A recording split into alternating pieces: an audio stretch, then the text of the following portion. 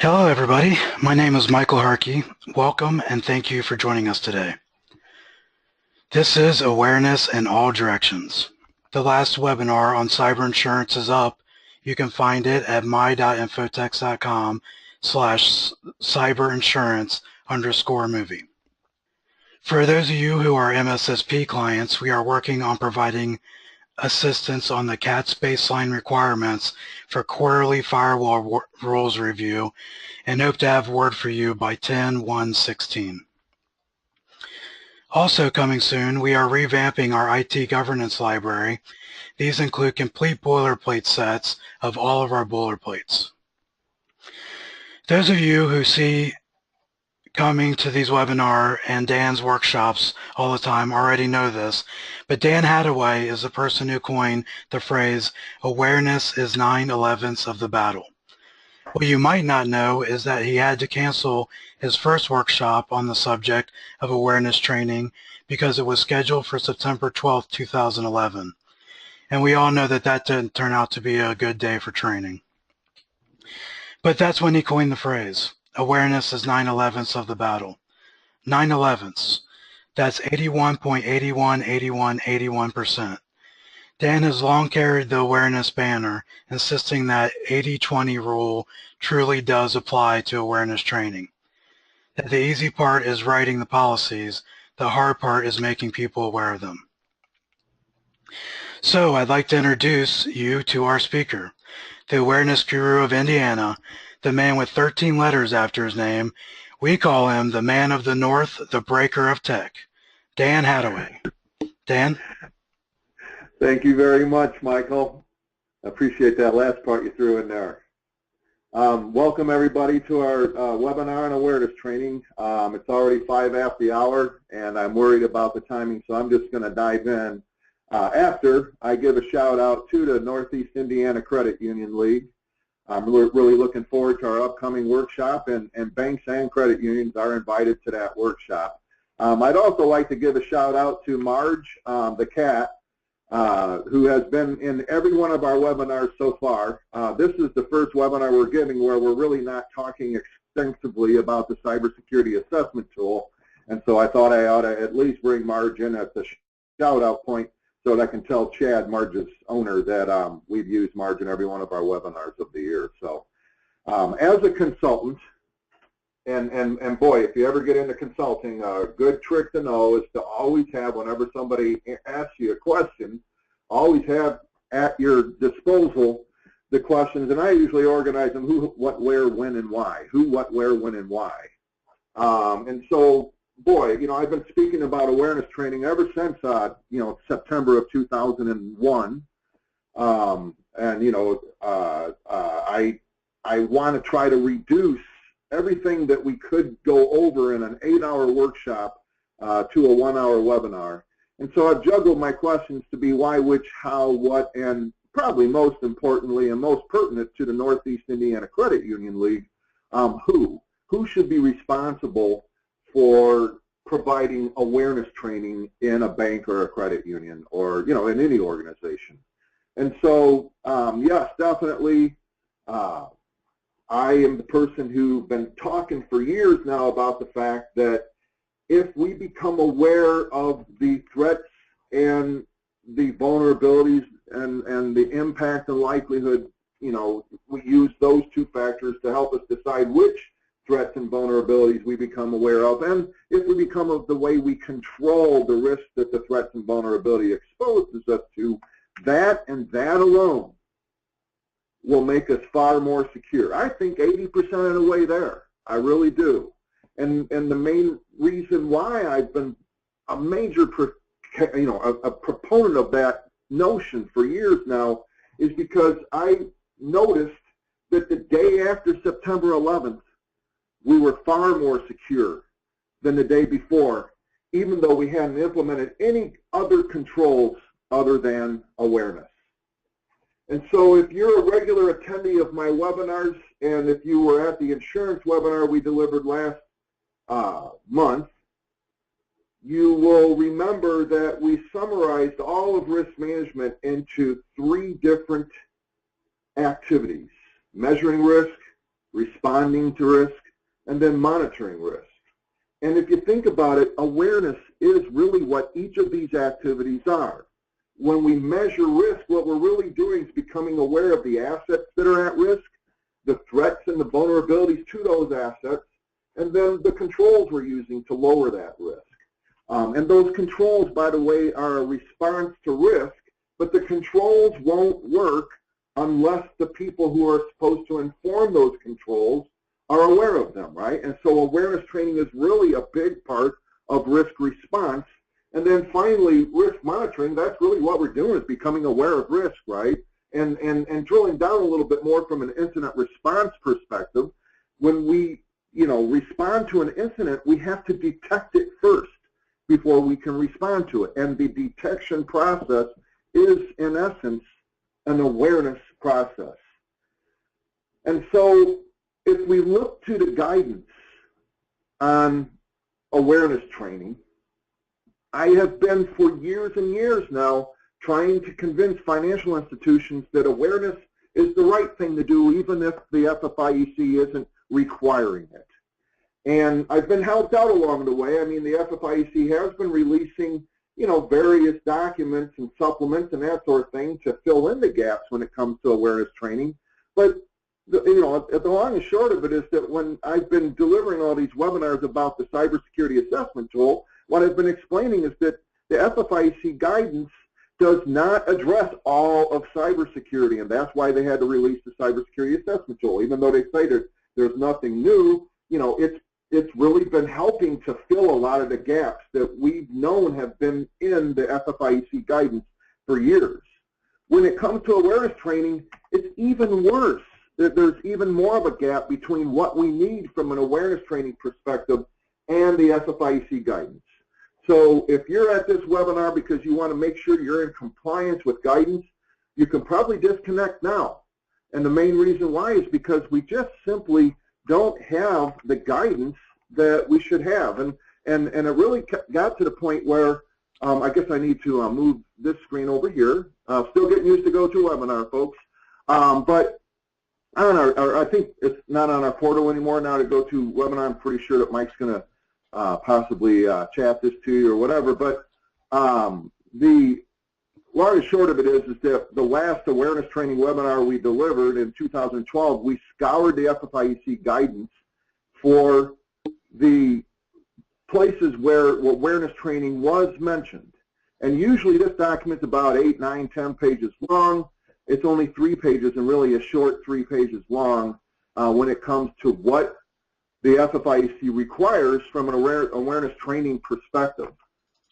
So the bottom line is that I was really disappointed, at first at least, last December when they updated the management booklet, because I thought, wow, here's a great opportunity to establish one of the hardest parts of awareness training, and that is that the management team needs to be included with some specialized training that's directed specifically at the management level.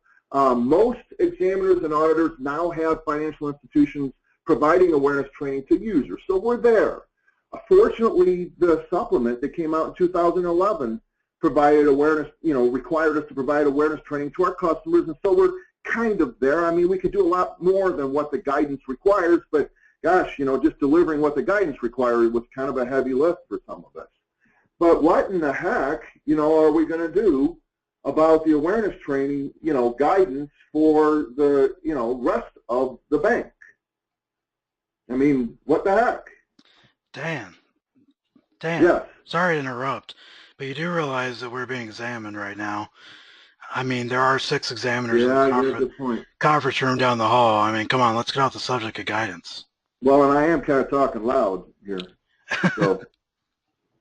All right, well, I mean, good point, Mike, good point. I mean, my next question, I was going to offer $1 million to whoever guessed one of the 6 mentions in the management booklet. And by the way, those 6 mentions in the booklet are good mentions, by the way. They do require some good things. But I'll move on. We could save the $1 million. I'll move on. So anyway, back to, the reason why we're doing this, okay, is because the bottom line is that by making people aware of the threats and the vulnerabilities, by making them aware of the controls that are in place, what we're really doing is we're creating a situation where people can organically manage risk. In other words, we don't have to set up rules for everything because they're already aware of the risk, and people want to do good for their bank. They want to do good for the organization they're working for. And so if they just understand that, hey, there's a threat, the threat will exploit a vulnerability, and this really strange control you can't stand, like strong passwords as an example, are required in order to stop that threat from exploiting that vulnerability. That alone causes people to do the necessary work of learning how to create, memorize, and use strong passwords. So that's why we should provide awareness training.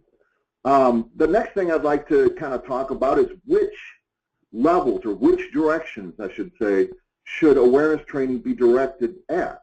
I mean, that's kind of the title of our talk here, awareness in all directions. Well, which directions should we focus on? And so, you know, what did we become aware of on 9/11? You know, I mean, we became aware of the risk that, you know, we face because of the fact that, you know, I mean, we are Americans, right? And so there's terrorists out there that want to kill us just because we're Americans. In the war on cyber, you know, terrorism, so to speak, there's a lot more threats than just one group of people called the bad guys, right? I mean, even our customers can become threats. I like to use this slide here to kind of show you that hackers aren't really what I'm concerned about with smaller organizations. I'm more concerned about our dumb customers. You know, I mean, and no offense to customers, but, you know, the bottom line is our customers make a lot of mistakes. And, you know, if I was to do a survey, I basically, you know, ask, what do you think the answer to this question is? What % of identity thefts are caused by the mistakes that our customers make? And Javelin Research did a study, and I don't remember exactly when that study was, but at that time, 60% of identity thefts were caused by the people who, you know, we really don't have any control over. Back to the war on terror, you know, on 9/11, we found out that our air traffic system was a huge vulnerability. Since then, we've generated and did a risk assessment and said, well, where else are we vulnerable? And it's not just our air traffic system. There's a lot of vulnerabilities. You know, soft targets, I think, is what they call them in the war on terror. In the cyber war, you know, we've been, you know, really kind of looking at hundreds and hundreds, thousands and thousands. There's actually studies that show there's millions of vulnerabilities we don't even know about yet.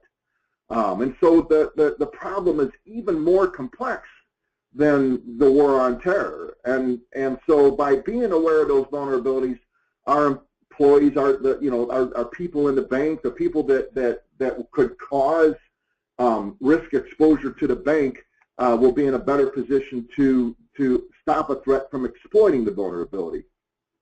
And then finally, in the war on terror, you know, almost 3,000 people lost their lives, but there's a lot of intangible ripple effect type impacts from the war on terror. I feel like we're still experiencing the impact of 9/11, even though it's 15 years later. In the cyber war, the impact, you know, that most, you know, of us talk about our customers' identities, but let's face it, our reputation, you know, we're seeing real money being lost now. You know, people are transferring money right out of accounts. And then finally, our careers, you know, if you know, we talk about that career-threatening event, when we talk about incident response, I mean, it's a threat to our career. And then, you know, the part that hurts the most, I think, is from a likelihood perspective, is that terrorism now is likely to happen on American soil. You know, we already kind of talked a little bit about likelihood when I did that gradated slide showing hacking isn't as likely as our dumb customers for causing an incident, but we still have to protect ourselves against hacking because the impact is huge. And so I like to use this slide, and a lot of you might have already seen this slide, but, you know, what is the #1 form of identity theft? Is it pretext calling, drive-by attacks, phishing? No, it's not. It's actually, Mike, I guess I want to go ahead and trigger a poll here to see what the group thinks is the #1 form of identity theft. Poll has been triggered, Dan. Please direct your attention to the poll. We're giving you about 30 seconds to answer.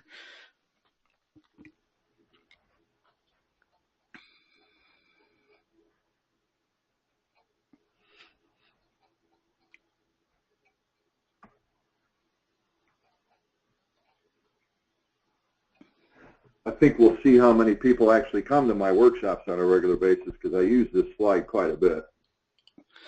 Alrighty, polls are closing. Is my screen shared again, Mike? I don't know if I need to reshare it, if it automatically comes back to where it was before. Your screen is shared. Okay, so I don't know what the poll says the answer is. What does the poll say? What do people think the answer to this question is? 0% pretext, 0% drive-by, 25% insider data theft, 50% phishing, 25% other. Okay, so 25% of the people that have been here know that this is kind of a trick question, and they've been to my webinars and workshops before. But the point I'm trying to make with this question is that, and this, by the way, is from 2009, okay? And it's been updated every year. It stayed the same until last year. But the point is really important that in 2000, 43% of identity thefts were caused by people who lost their wallet or had their wallet or purse stolen. And the point I'm trying to make with that is that it's not really the technology that's causing the problem. It's the way we're using the technology that causes the problem, which you could say is probably, more back to why do we need to provide awareness training. But what I really want to establish is that management and the technical team and the board of directors and our vendors need to be concerned about how people are using this technology, and they need to understand the policies that govern the process of how people use technology. And it needs to really, that awareness needs to permeate the organization just like technology permeates the organization, or we're not going to be completely doing the job.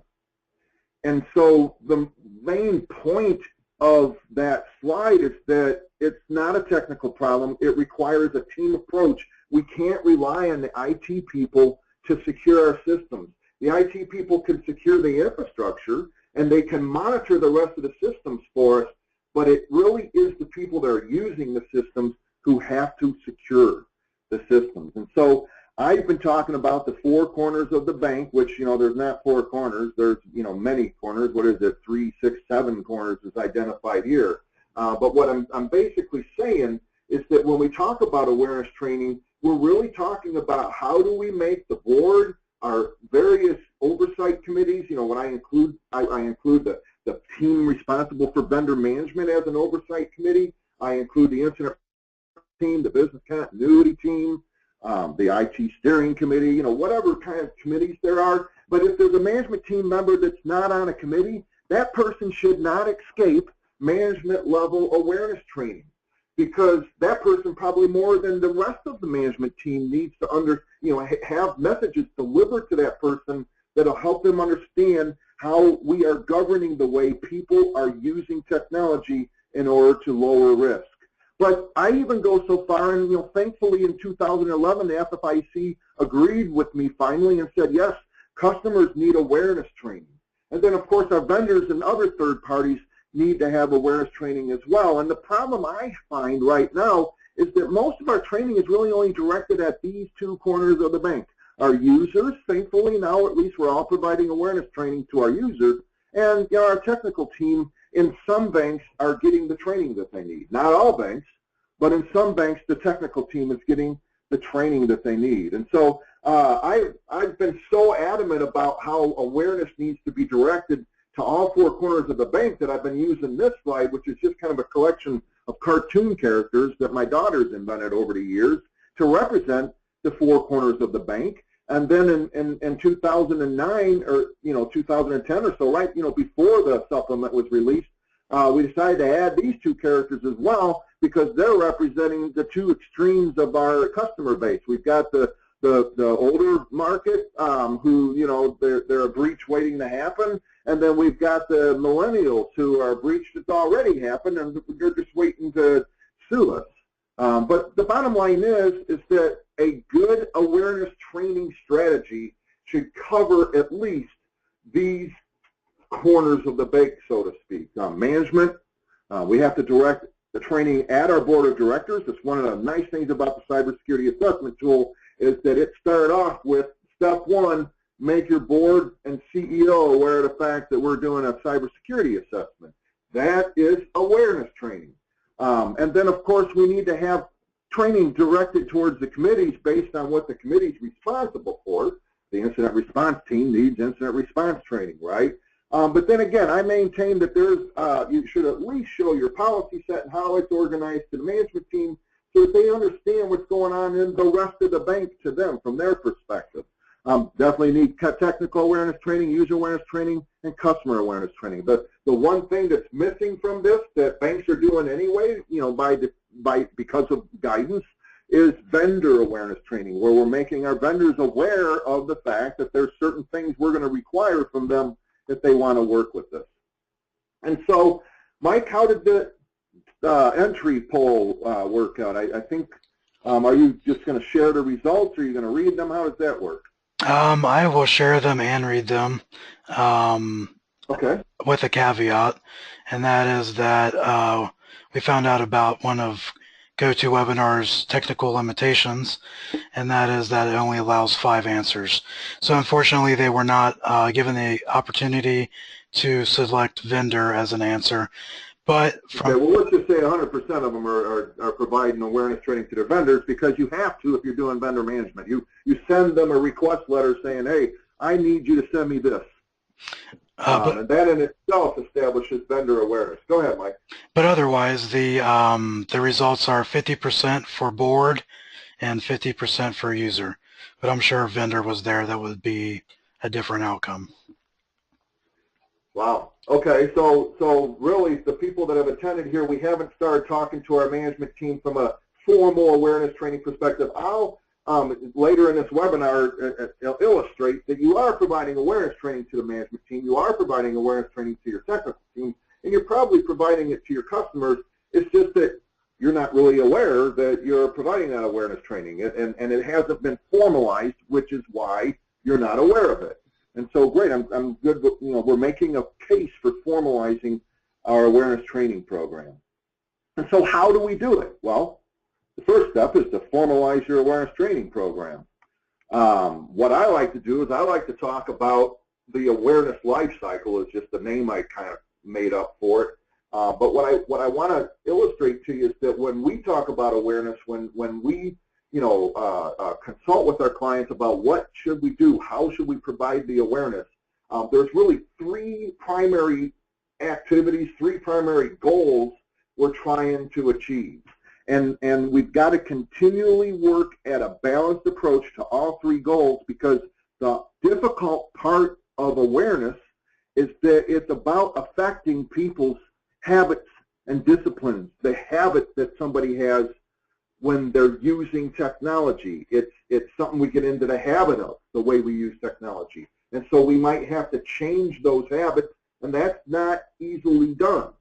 And so because of that, we want to start off by educating. And if we just use a user awareness training, since 50% of us are, I have a feeling that poll needed to be reworked, because I don't think only 50% are only providing user, 50% are only providing board awareness training. But if we use user awareness training as an example, education is what we do with our policy. If you have an acceptable use policy, that's a document that is used to educate our users as to what controls we're relying on them to enforce. When somebody uses a strong password, they're enforcing an authentication control. But knowing what you're supposed to do doesn't necessarily mean you're going to do it, so we have to have ways to motivate people. And even people that are educated and motivated can be caught in a state of, what I call email hypnosis as an example. There have been occasions where the person that hired us to do a phishing attack failed the phishing attack. And now that person obviously was aware of the vulnerability. They hired us, and they were motivated to fix the, to enforce the control, which in the case of phishing is don't click on the link, but we need to activate their awareness. We need to put people on guard. We need to remind them that, hey, and this is so important because of the fact that most often the controls that users enforce are habits. Are we in the habit of doing everything that an email message tells us, one email message at a time? Or are we taking a more deliberate, organized approach to reading email, which means that we don't even get to those phishing messages because we don't recognize who they're coming from? And so at the board level, we can use our annual information security report to the board. A lot of my clients are going in with a PowerPoint once a year, but all of those documents that are required to be delivered to the board can be considered what we use to educate them. But the vendor due diligence results, the audit findings, the risk analysis, they're also part of education, but they're also used to motivate the board. I have clients that from time to time I can tell they're planting a finding in an audit because they feel that if the board doesn't see in an audit report, they're not going to be able to get it done. And then finally, we're activating the board's awareness. We're reminding them. We're putting them on guard with our policy approvals. The budgets are really, a lot of people are like, we don't use budgets. When they start using budgets, they're like, okay, the board's really involved now because there's money associated with these various controls that we want to make the board aware of. At the management level, I would maintain that you should have an annual awareness training get-together with your management team, especially those that aren't on committees, so that we can go over with them the applicable policies and procedures. I'm a big believer that you should use distribution lists on your policies and procedures, so A, you remember who to send them to, but B, you remember who to invite to the meeting about vendor management or to the meeting about incident response, even the meeting that's not meant for the incident response team. The management team is obviously motivated by that annual report to the board. I think that's one of the main reasons why the FFIEC is so insistent upon us delivering, and the ISO should be delivering that report directly to the board. And of course, the management team is motivated to make sure there's hardly any findings in our audits. And then our annual risk analysis, the vendor due diligence that we're doing on a regular basis is how we put our management team on guard about the risks that the bank is exposed to. A lot of people think, well, the technical team doesn't really need training. I totally disagree. Even the strongest technical person doesn't know a particular policy until that policy has been put in front of that person. So again, distribution lists are very important when it comes to educating our technical team. I would go so far as to also say that, we should send our technical team to conferences. We should try to get them certifications. And that CPE that they need to maintain for their certifications is a way of keeping our technical team on guard. It helps keep them aware of the latest and greatest vulnerabilities and attack vectors and that sort of thing. Of course, our users, we've got our acceptable use policy. We're doing annual awareness training. And by the way, in that annual awareness training is when we talk to our users about why the policies exist. And that goes for any of these awareness training levels. I mean, even, if we go back to the management team's awareness training, the bottom line is when we motivate them in the annual report to the board, I hope we're talking to the management team, indirectly about why vendor management is important, about why incident response is important, and the reason why from that perspective is because we're going to be sharing the results of it with the board of directors. And then, of course, users are activated with our social engineering tests and regular reminders and really our interaction with the users. Customers and vendors, is a little bit more difficult. Vendors, of course, we're sending them that request for information, but a lot of times it's accompanied by phone calls saying, hey, this is kind of new. We're going to blame the regulators, but we need you to, do things that you weren't required to do before. And we're motivating them, hopefully our vendors are motivated by audits if we're requiring audits from our vendors. I don't know, if you have a high-risk customer, maybe you go out to the customer's site and talk to them about what they're doing. We often, run into customers where, we receive that email that tells us, hey, this customer obviously has a virus. What's it going to hurt to give the customer a call and say, hey, did you get that virus taken off your system, and the one you're using to initiate wire transfers wasn't affected by that virus, was it? I mean, that in itself is not only an activation aspect of customer awareness training, but it also could be a motivating part of customer awareness training. And so all of this, these three activities, educate, motivate, and activate, should be centered around policies and controls, should be centered around, when we talk about why, is usually when we start bringing in the horror stories and talking about how this has happened in other banks our size, or how it's already happened in our bank.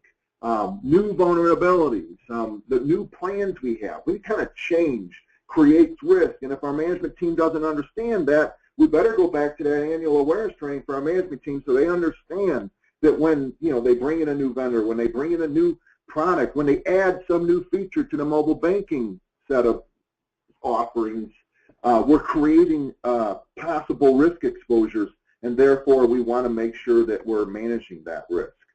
The messaging that we are constantly giving to our fellow employees and our co-workers and our management team, our board of directors, is a big part of our awareness training. In October at a cybersecurity conference, I'm giving a talk about establishing a security culture in the bank, and this slide is definitely going to be a part of that talk, that when I walk into a bank and I see posters about information security or technology risk, or I see, that it's not just the annual training, that there's other things going on to try to make banks aware of the risk and activate that awareness. Those are the banks that have the security culture. Those are the credit unions that have already established a posture that makes it a lot less likely that they're going to have that career-threatening event. The testing that we do is an activation technique. I am a big believer of comprehension quizzes, not only for the user training, but also at the committee level. What's wrong with the comprehension quiz that we give to all our vendor owners after we've gone over with them? Here's the vendor procedure that we want to follow, our vendor due diligence procedure that we want to follow this year, right? And so, at the end of the day, if you don't have the time to do anything I've talked about before, up to now, know that just the way you're interacting with your team members is in itself an awareness training exercise. That just the give and take, and I can't, I have to put a password on my laptop or else I won't remember how to log into my laptop when I get home. That's an awareness opportunity for us.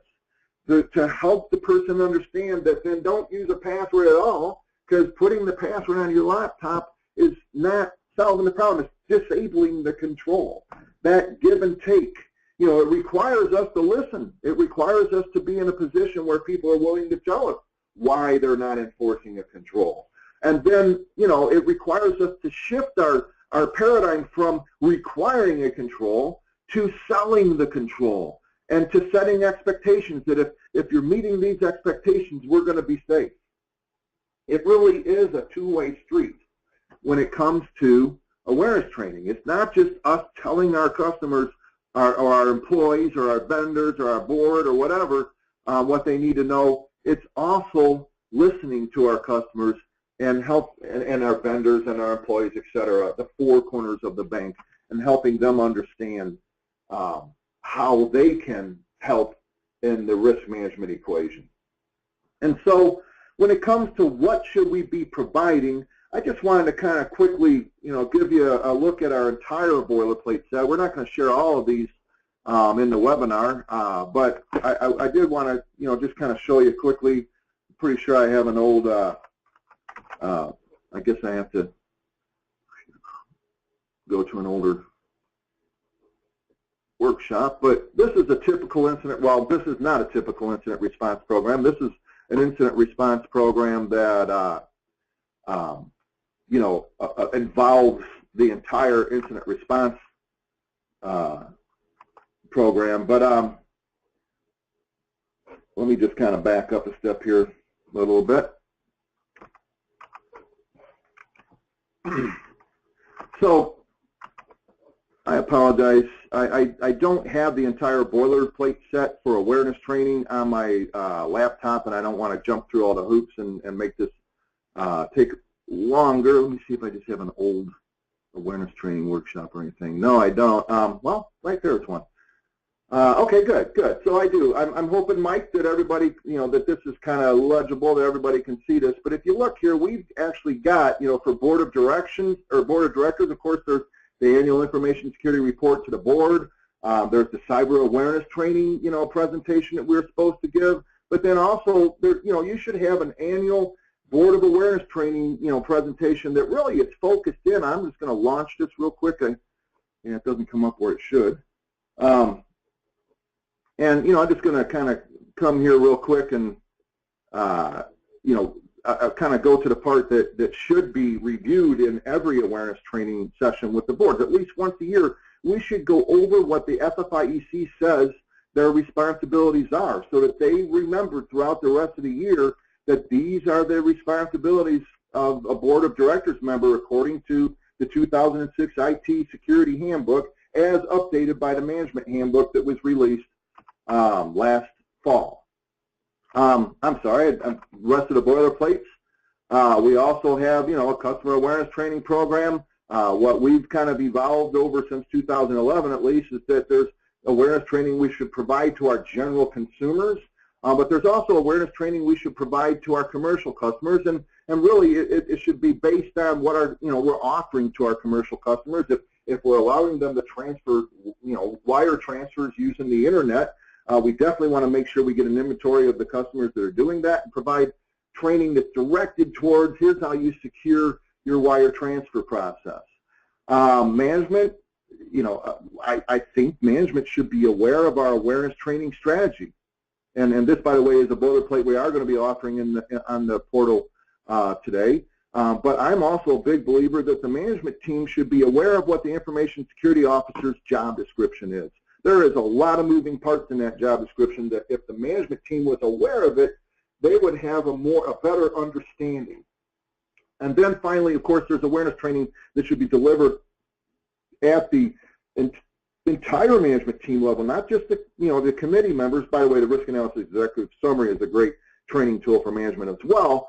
But in the management awareness training, what we really want to do is we want to kind of talk to the management team about how our IT governance program is organized, and not the information security program for those of you who are FDIC banks and are just, kind of, and by the way, all my management awareness training here has these are the five fundamentals of IT governance, so, I include that. But if you get down here, you can see that, we're kind of talking to our management team about, the various programs that we have in place, and I mean, this is just an example, but, helping the management team understand how we're managing our assets seems kind of mundane, but I understand that banks that are doing this sort of thing in a directed, in a targeted manner, not every management team member needs to understand this, but those who should understand this end up in a much better position because they know what's coming next. They know how the overall program is organized.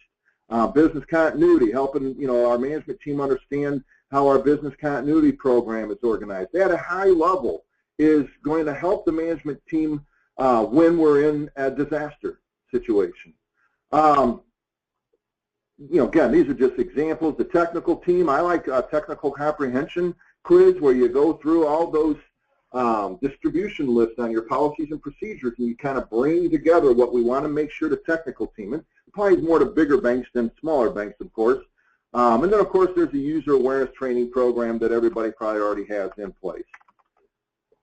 So I just wanted to make sure, that I circle back around to the information security officer's job description. We often get questions, what should be in the information security officer's job description? And I would often direct my question, I send a boilerplate to my customers, but the boilerplate is based on the FFIEC guidance, and this is what the FFIEC says the information security officer's job description should be. I think the cusp of the job description is escalating risk exceptions decisions to the board of directors. The 2015 management booklet, that was kind of, in a joking way, we were, trying to set up that, joke, the $1 million joke is what I think I'm calling it now. But The 2015 Management Booklet does actually refer to awareness training 6 times. You know, it talks about how we need to make sure that management is aware of provider activities, which I think is a very important awareness training component. So kudos to the FFIEC for coming through on that. By the way, I don't know if you've noticed it, but the Management Booklet doesn't talk about the ISO anymore. They talk about the CISO. So those of you who are in banks where that C in front of the letters means a lot, you've got a little bit of ammunition now to get yourself elevated to the CISO level. It also talks about the fact that the CISO should be responsible for the effectiveness of risk identification. And really what they mean by that is that it should be demonstrated by management's understanding and awareness of risk.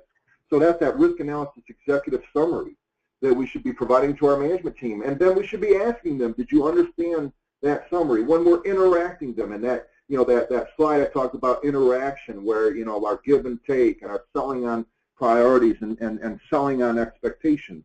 Part of that interaction should be with management team members. Did you receive the risk analysis? Did you read the risk analysis? Do you have any questions? Did you see that one risk that we identified that pertains to your particular application? The institution should use job descriptions, at least the ISO's job description, but I don't know, about 5-6 years ago, we wrote a job description for everybody in our company, and it really is turning out to be a very handy tool, not only from an awareness training perspective, and by the way, that's not making me aware of what I do, it's making the rest of the team aware of what I do, which helps them support what I do, right?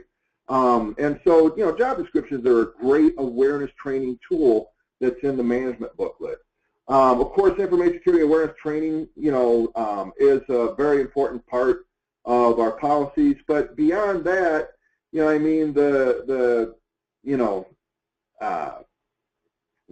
is an examination procedures appendix in there that does establish management awareness as something that they're looking for. But the guidance is weak because it doesn't give us the ability, to go back to our management team and say, hey, the auditor might be interviewing you to see if you're aware of our, information security programs and that sort of thing. I just don't feel this is going to be enough. And so to me, I would just resort back to that awareness training, 9/11 to the battle, and really, instead of relying on guidance, we're going to have to rely on the fact that awareness training is the right thing to do. And if it's something we need to do for our users, as important as they are for our tellers, why wouldn't it be something we should do for our management team, who maybe not as important as our tellers, but they still do use technology in a much more global fashion. Their decisions have more impact on the bank than our tellers' decisions. Electronic banking. I'm seeing some of our clients are developing an awareness training program directed at their electronic banking department, primarily in response to that supplement that came out in 2011. And if you remember that supplement, it talked about customer awareness training, which to my joy, but it also talked about authentication, which is a big part of electronic banking, and it talked about detect and response, which most smaller institutions are using a manual detect and response process. I audit banks where they're doing it, but the electronic banking team doesn't really understand what they're doing and how it plugs in to the bigger picture, and the reason why is because the VP of electronic banking doesn't understand how it plugs into the bigger picture. This is actually the 5 bullet point thing that I jumped up and down with joy when I read the 2011 supplement, because at least it gave me teeth as an auditor to require our clients to start providing that awareness training at the customer level. But, who should be, the people that receive the awareness training? Who should be, the people that,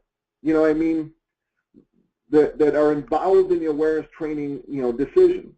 And I think a great way to answer that question and kind of to cue that whole thing up is to talk about the awareness training tools we have out there. An annual comprehension quiz.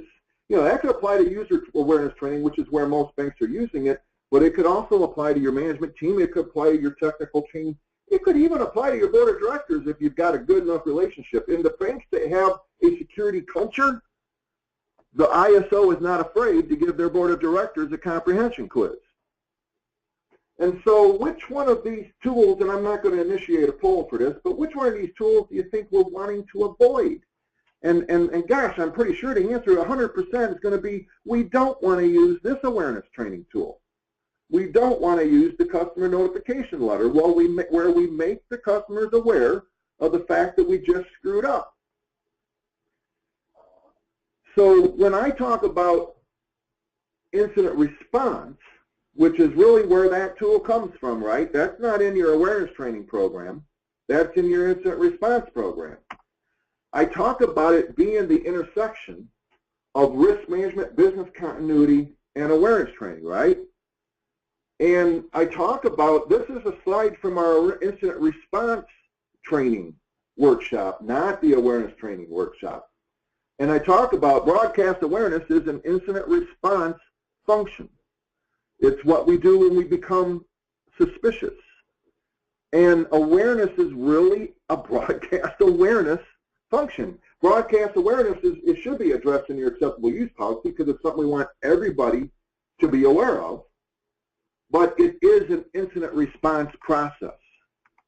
Now, I feel like I need to walk through this so that everybody understands what I mean about, by the term broadcast awareness, because it is a term that's more of an infotext term, not an FFIEC term. But what we mean is that if you become suspicious, the first thing you should do is get with your supervisor and then decide with your supervisor's help who's the appropriate everybody that we should make aware of the fact that I just took a call. I didn't let the guy have any information, but he was trying to get information. He didn't even know his own social security number.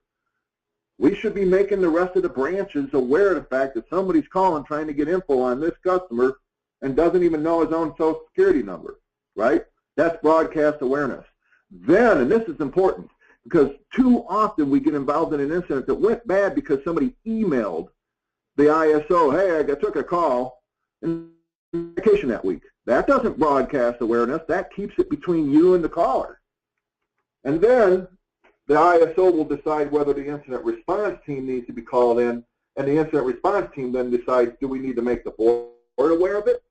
Do we need to make the authorities aware of it? Should we make our customers aware of the fact that we just screwed up? Are we going to have to deal with the media, or would it be good to get out in front of this and let the media know, hey, there's this phishing message going around, or there's people calling banks trying to get information or whatever? The point being, this broadcast awareness process is an incident response process that has the term awareness in it. Meanwhile, I'm sure you've seen this before. If you've been to my incident response webinars and workshops, this is what a typical bank's risk monitoring architecture looks like. When I talk about risk monitoring, I talk about risk monitoring as being a listening exercise. Remember me talking about awareness being a two-way street? One way is the messaging that we give to our four corners of the bank. The other direction is our listening that we do. And so listening is an awareness exercise. And then if you look here, this little bubble here is what the incident response team is responsible for. This is the non-technical risk monitoring that is conducted by the incident response team. I got to go through all these. These are all the CAT statements that are addressed by these various functions of a risk monitoring architecture. But my point is that if this is going to work, what connects all these little bubbles is awareness. It's awareness. And so I'm a firm believer that awareness training, it has been put on the shoulders of the information security officer. So has the incident response process, by the way. But if the ISO is going to look for a committee or a team that can help with the awareness training process, it makes a lot of sense that that team would be the incident response team. And so I wanted to go back to what we're providing to you today. Mike, I think I was supposed to already have you provide the awareness training strategy by now, and the information security officer job description. But you might as well send all three of them. Yeah, and the reason why they're all now live and available as handouts. Okay, great. I don't know how all that works with GoToWebinar. We apologize again. I don't know if you caught it in Mike's introduction, but we're kind of new at GoToWebinar, and I'm sure you all noticed that. So, but the point is that you could, a lot of my clients say, well, our incident response team only meets once every 10 years I'm being exaggerating here, right? But we only meet once every 10 years because we can't think of what to go over in the incident response team meetings. And so we established what we call a standard agenda, and by the way, it wouldn't hurt to identify people's roles. If you're going to be handing out an agenda once a month is what I would recommend, even the smallest things, to go with on an incident response method. And have your policy say once a quarter, but I would try to meet once a month. You're going to find, especially those of you who are trying to be at a baseline level of maturity in the cybersecurity assessment tool, there's a lot that's being required by the cybersecurity assessment tool. It doesn't have to be an extra to-do for somebody if your incident response team meets on a monthly basis. And so this right here, and by the way, we're using the CAT color coding for those of you who have been using our boilerplates. We now have maturity levels in most of our boilerplates based on the cybersecurity assessment tool. I shouldn't say most of our boilerplates, many of our boilerplates. We're still working on that. It's a lot easier said than done. But when it comes to what needs to be reviewed on a regular basis, see what's in black? That's baseline. But I would submit to you also the stuff that's in purple and the stuff that's in this blue. Blue is intermediate. Purple is evolving. We didn't even go to the high 2 levels. Okay? But this is what could be reviewed on a monthly basis to make sure that the incident response team is properly monitoring risk, which is an awareness exercise. And so one of these items, by the way, should be, if I can find it in here, a review of awareness training issues right there. And so somebody on the team, and by the way, this is an evolving level of maturity, but somebody on the team should be somebody on the team should be assigned to the responsibility of looking for awareness training opportunities, needs, and issues. In other words, where do we have opportunities to take our awareness training to the next level? And that's usually centered around change, if you ask me. And same with the needs. I mean, we need awareness training because we have a new application we're rolling out. And so we want to make sure they are aware not only how to use the application, but also of the vulnerabilities related to the information that goes into the application, et cetera. I'm kind of looking at the time and realizing I'm going to need to move forward a little bit quicker so that Mike can get this thing ended. But I think the grand finale here is that, I hope that if you have any questions, the questions are more, how can I provide this awareness training at my management team, rather than really do I need to provide awareness training to my management team. But Mike, are there any questions we need to go over? No questions currently, Dan. Thank you for your time. There's no more questions. We appreciate your time today. And Dan, appreciate your time. Thank you, everybody. When you view an InfoText webinar or movie, you do so with 4 caveats. First, you're agreeing to the terms posted at the web page listed on this slide. Second, our lawyers want you to know that what InfoText presents is often time-dated or about new trends, regulations, or guidance, and therefore we cannot provide this material with any warranty whatsoever. Thirdly, material provided with InfoText webinars and movies is copyrighted. You keep the copyright to material customized to your organization, but InfoText reserves the right to use the material in other engagements and boilerplates. See our transfer of copyright agreement at the web page listed in this slide.